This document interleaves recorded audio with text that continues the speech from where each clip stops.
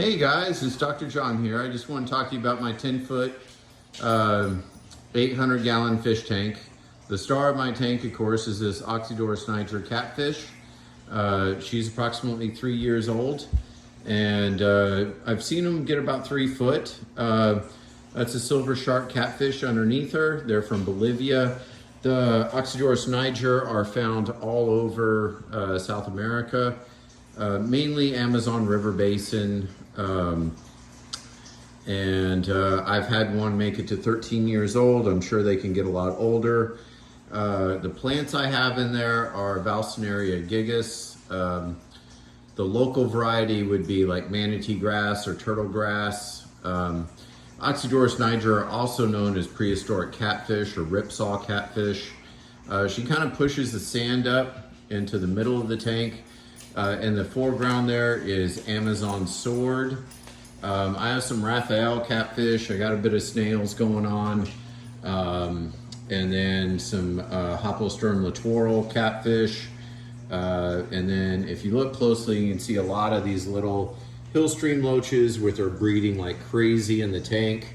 I also have some Chinese algae eaters. Because this is an acrylic tank, I can't use a Bacostomus, Hypostomus bacostomus.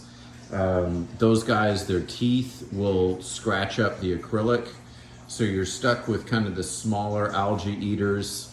I'm really kind of lazy when I take care of this tank. I do water changes once a week. I clean the filters, you know, that's kind of the majority of my keeping care of it, along with testing the water.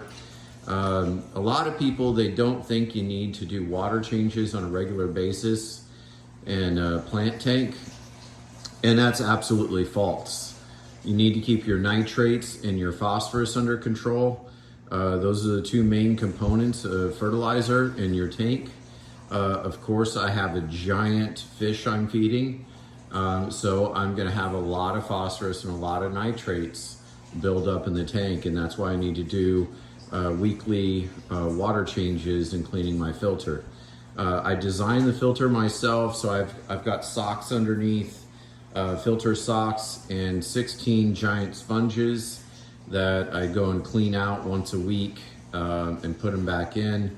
I don't need a lot of biological because it is a plant tank. When you're setting up a tank like this, you have to do the plants first. The plants need to get rooted. You need that root mat to stay together. Otherwise, you're gonna have this giant fish rip out the plants. You have to have really powerful lights. Definitely research that really well. Depending on what size tank you have. I actually emailed the manufacturer to see if the depth of my tank, I'll get enough proper light penetration. And the lights I have are lights specifically meant for plant tanks. So let's see.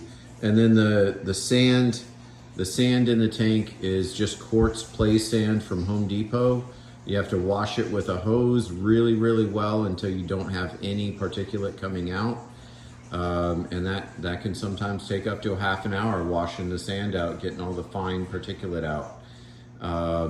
I know it's not the best looking tank in the world, but it's probably one of the only 800-gallon tanks you're gonna see out there with live plants and 2.5 foot catfish.